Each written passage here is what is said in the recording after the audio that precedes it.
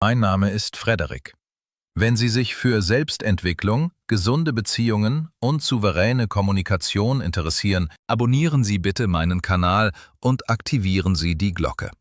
So erhalten Sie regelmäßig neue, praxisnahe Inhalte. Heute geht es um persönliche Grenzen in Beziehungen. Mit Partnerin oder Partner, in der Familie, im Freundeskreis. Und darum, wie Sie Nein sagen, ohne Schuldgefühle und ohne unnötige Eskalation. Warum Grenzen Beziehungen stärken, nicht schwächen. Viele Menschen befürchten, Grenzen würden Nähe zerstören. In der Praxis ist häufig das Gegenteil der Fall. Grenzen schützen Nähe, weil sie verhindern, dass sich stiller Ärger ansammelt. Wenn Sie wiederholt zustimmen, obwohl Sie innerlich dagegen sind, entstehen typische Folgen. Sie fühlen sich ausgenutzt oder nicht gesehen. Sie werden gereizt, ziehen sich zurück oder reagieren übertrieben. Vertrauen leidet, weil Ihr Ja nicht mehr verlässlich ist. Ein respektvolles Nein ist daher oft ein Beitrag zur Beziehung. Es schafft Klarheit und verhindert verdeckte Konflikte. Was eine Grenze ist und was sie nicht ist. Eine Grenze ist eine klare Aussage, was für Sie in einer Beziehung akzeptabel ist und was nicht. Dabei geht es nicht um Kontrolle, sondern um Verantwortung. Wichtig: Eine Grenze ist keine Strafe. Eine Grenze ist keine Drohung. Eine Grenze ist keine Diskussion über ihren Wert. Eine gute Merkhilfe lautet: Eine Bitte richtet sich an die andere Person. Eine Grenze beschreibt Ihr Verhalten. Beispiel: Bitte, könnten Sie mir vorher Bescheid geben? Grenze: Wenn ich sehr kurzfristig gefragt werde, sage ich in der Regel Nein. Warum Nein sagen in Beziehungen so schwer fällt? Gerade in engen Beziehungen kommen besondere Faktoren dazu. Angst, den anderen zu verletzen. Viele verwechseln Enttäuschung mit Verletzung. Enttäuschung ist normal und erlaubt. Angst vor Liebesentzug. Innerlich entsteht der Eindruck, wenn ich Nein sage, wird die Beziehung kälter. Schuldgefühle durch alte Rollen.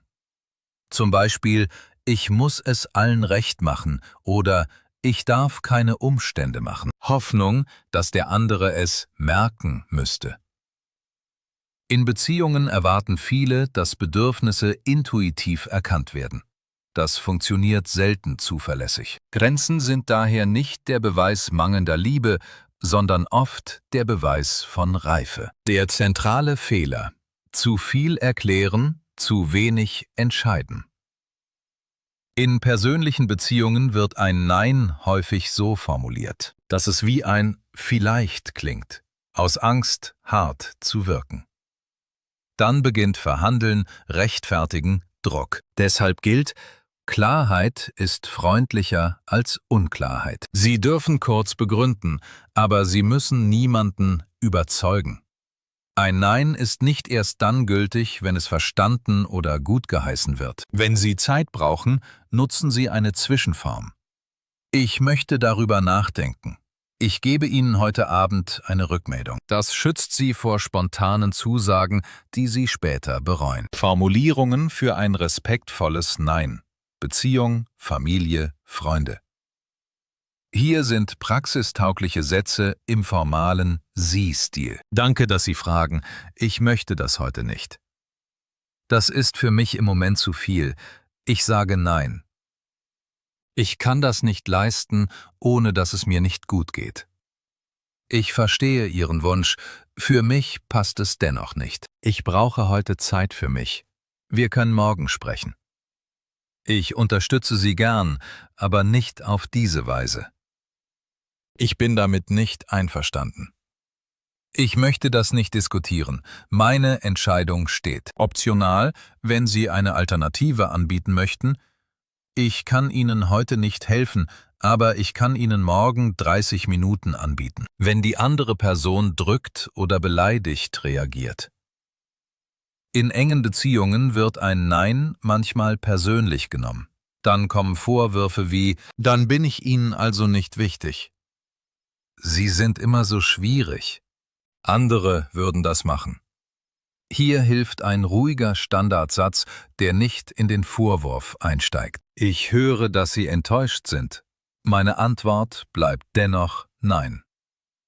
Ich verstehe Ihren Ärger, ich bleibe trotzdem bei meiner Grenze. Wichtig: Sie müssen Vorwürfe nicht widerlegen, um bei Ihrer Grenze bleiben zu dürfen. Wenn der Ton respektlos wird. Ich spreche gern weiter, aber nicht in diesem Ton. Ich beende das Gespräch jetzt und wir setzen es später fort. Das ist eine Grenze, die Beziehung schützt. Sie stoppen die Eskalation.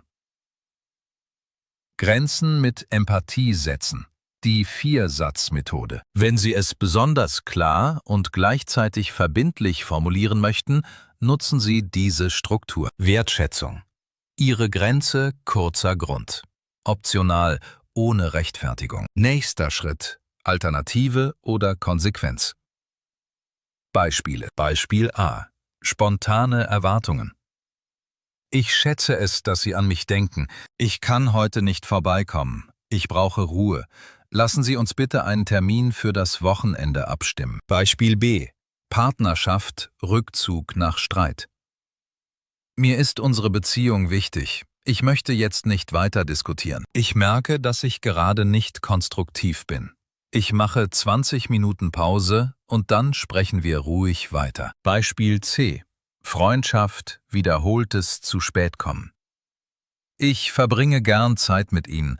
Wenn Sie deutlich später kommen, ist das für mich sehr belastend. Ich warte künftig 15 Minuten und gehe dann nach Hause. Wir können danach gern einen neuen Termin finden. Das Entscheidende ist, Sie kündigen nicht nur an, was Sie möchten, sondern auch, was Sie tun. Was passiert nach dem Grenzen setzen? Realistische Erwartungen. Wenn Sie anfangen, Grenzen zu setzen, testen manche Menschen diese Grenzen, nicht immer aus böser Absicht, sondern weil sich Dynamiken eingespielt haben. Achten Sie auf den Unterschied zwischen ungewohnt.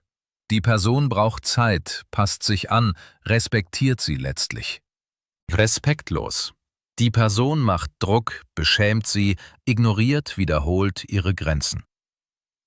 Gesunde Beziehungen können ein Nein aushalten. Abschluss plus Abo. Schreiben Sie mir gerne in die Kommentare, in welcher Beziehung fällt es Ihnen am schwersten? Grenzen zu setzen. Partnerschaft, Familie oder Freundeskreis? Und welche Formulierung möchten Sie als erstes ausprobieren? Wenn Ihnen dieses Video hilfreich war, abonnieren Sie bitte meinen Kanal und aktivieren Sie die Glocke. Mein Name ist Frederik. Vielen Dank fürs Zuschauen und bis zum nächsten Video.